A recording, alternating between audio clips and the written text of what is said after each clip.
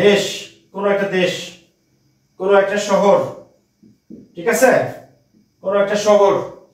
তারপর হচ্ছে কোন একটা বইয়ের নাম, কোন একটা সংবাদপত্র, সংবাদপত্র, তারপর হচ্ছে ম্যাগাজিন, তারপর হচ্ছে নাটক, তারপর হচ্ছে উপন্যাস।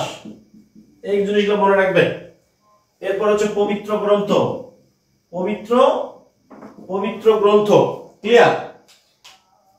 এরপর হচ্ছে দৈর্ঘ্য প্রস্থ, দৈর্ঘ্য প্রস্থ, তারপর হচ্ছে সময়, তারপর হচ্ছে এই ওয়ার্ডগুলো, তারপর হচ্ছে ওজন, ওজন।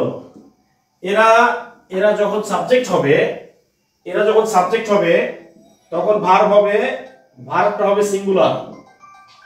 ভার্বটা কি হবে? ভার্বটা হবে সিঙ্গুলার। এই জিনিসটা মনে রাখবেন। তাহলে দেশের নাম, শহরের নাম, বইয়ের নাম, সংবাদপত্রের নাম, ম্যাগাজিনের নাম, নাটকের নাম, উপন্যাসের নাম, পবিত্র গ্রন্থ, দৈর্ঘ্য প্রস্থ, সময়, ওজন।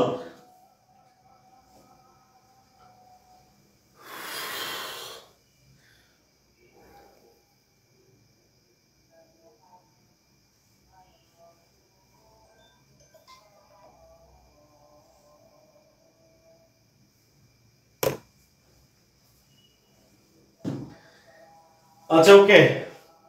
ডিসটেন্স মানে দূরত্ব, ডিসটেন্স মানে কি? দূরত্ব, দূরত্ব, রাইট।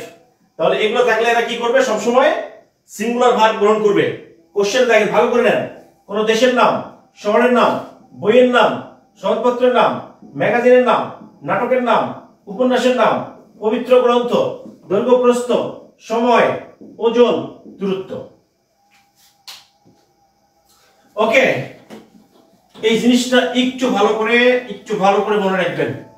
তাহলে কোশ্চেন যদি পরীক্ষায় আসে, কোশ্চেনটা যদি এইভাবে আসে যে 50 Miles, 50 Miles dash long, not long distance, long distance.